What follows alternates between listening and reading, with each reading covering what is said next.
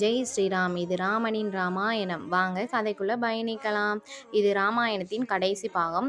14 ஆண்டுகள் வனவாசம் முடித்த ராமர், லக்ஷ்மணன், சீத்தை 3 பேருமே அயோத்தி திரும்பினார்கள். பட்டாபிஷேகம் நடத்தப்பட்டது. ராமராஜ்யம் நீதி, அமைதி, வளம் நிறைந்த ஆட்சியாக அமைந்தது. மக்களின் சந்தேகத்தால் சீத்தை மீண்டும் வனத்திற்கு சென்றார். அங்கு அவர்களுக்கு லவா குசா என்ற 2 மகன்களை பெத்தெடுத்தார் அவர். பின்னர் சீத்தை ராமனோட வாழ பிடிக்காதால தன் தாயான பூமாதேவியுடனே இணைந்தார். ராமர் தன் அவதாரத்தை முடித்துவிட்டு பரமபதம் அடைந்தார். ராமாயணத்தின் அடித்தளம் என்னன்னா, தர்மமே வாழ்வின் அடித்தளம், தீமை எத்தனை வலிமை பெற்றாலும் தோல்வியே. இதுதான் ராமாயணத்தின் அடித்தளமாக அமைந்தது.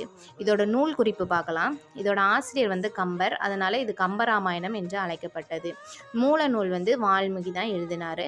பிரிவுகள் 6 காண்டங்களை உடையது, 118 படலங்கள், மொத்தம் 10,589 பாடல்கள் உள்ளன.